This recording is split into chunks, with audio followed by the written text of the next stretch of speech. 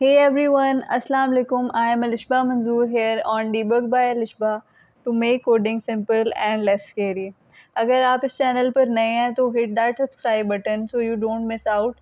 और let me give you the tea. हम already print और input function variables और conditions पर बात कर चुके हैं. अगर आप अभी confused हैं इन topics पर तो you should watch those videos first then come back here.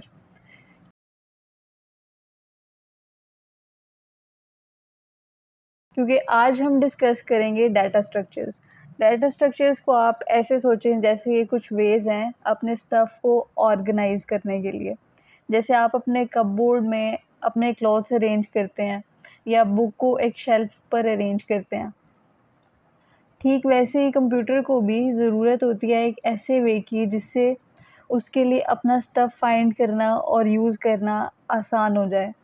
और आज हम सबसे ईज़ीएस्ट डाटा स्ट्रक्चर से स्टार्ट करेंगे जिसे हम लिस्ट कहते हैं। और लिस्ट को समझने के लिए आप एक बॉक्स को इमेजिन करें जो मल्टीपल आइटम्स को होल्ड कर सकता है।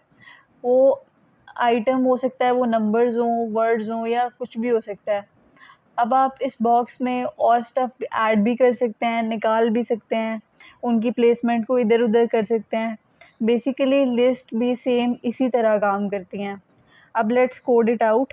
Open VS Code, create a file named list.py and type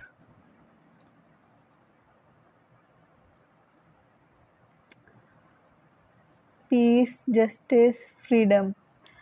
किया मैंने इस लाइन में ये कि एक लिस्ट डिफ़ाइन की और उसमें स्क्वायर ब्रैकेट्स के अंदर एंड डबल कोटेशन में separated by comma 3 values enter कर दी। आप जितनी भी वैल्यूज़ एंटर कर सकते हैं। सो यहाँ हमारी लिस्ट क्रिएट हो चुकी है। अब इस लिस्ट को प्रिंट करने के लिए नेक्स्ट लाइन में लिखें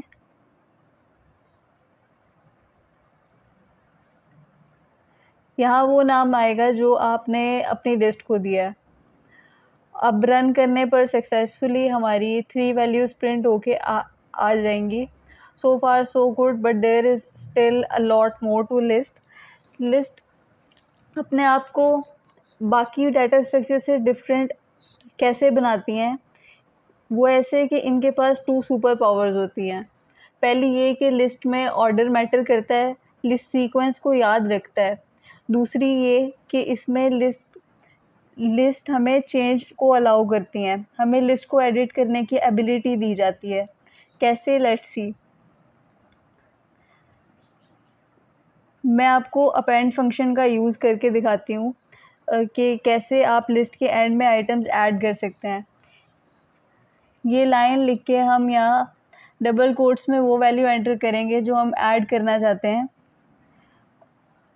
जैसे मैं होप लिख रही हूँ और इसके बाद प्रिंट करके देख भी लेते हैं कि वैल्यू ऐड हुई भी या नहीं रन करने पर। So it got added right here. अब कह लें हमें इनमें से किसी एलिमेंट को रिमूव करना है तो हम ऐसे रिमूव फंक्शन की मदद से जस्टिस को रिमूव कर देते हैं क्योंकि it is not there obviously. So अच्छा, फिर प्रिंट करके देखें इसको रन करके, जस्टिस कैंसिल हो गया, RIP। अब anyways now to reverse the list same way में हम राइट करेंगे इस रिवर्स फंक्शन के थ्रू और रन करने पर हमारी लिस्ट रिवर्स हो गई है। तो रिवर्स करना भी आ गया हमें। We are doing so good.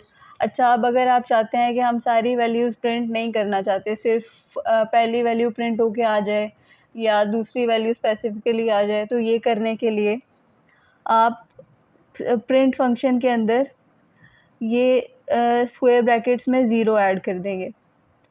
इससे पहली वैल्यू प्रिंट हो जाएगी क्योंकि हमारी इंडेक्सिंग ज़ीरो से स्टार्ट होती है, इसलिए मैंने ज़ीरो लिखा। अगर हम चाहते हैं दूसरी वैल्यू प्रिंट होकर आए तो हम यहाँ ज़ीरो के बजाय 1 लिख देंगे। तीसरी के लिए हम ऑब्वियसली 2 लिखेंगे एंड सो ऑन। एंड या that's list for you, very simple. और नेक्स्ट वीडियो में हम एक और डाटा स्ट्रक्चर देखेंगे। Before you go, hit that subscribe button and comment your thoughts on list below. See you in the next one.